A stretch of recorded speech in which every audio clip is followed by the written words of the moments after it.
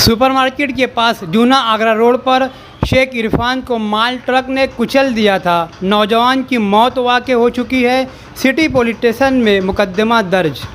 2 दिन में city police station ने नामालूम ट्रक ड्राइवर, जिसे कुरैशी मोहसिन खान निहाल खान बताया गया है, गिरफ्तार कर लिया है।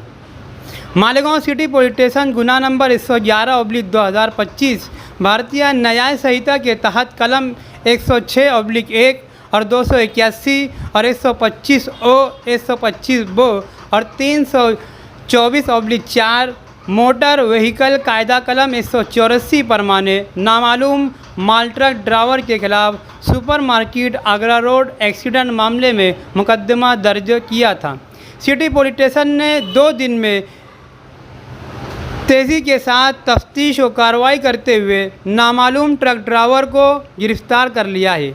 इस शख्स का नाम कुरैशी मोहसिन खान निहाल खान, उम्र 32 साल, रिहाइश सर्वे नंबर 15 कमालपुरा बताया गया है। आज दोपहर 3:30 बजे मुकामी अदालत में पेश किया जाएगा। इस ट्रक हादसे में शेख इरफान का मर्डर हुआ है, ऐसा इसके रिश्तेदारों का इल्ज़ाम है और उन्होंने पुलिस इंतज़ामिया से इंसाफ का मुतालबा किया है।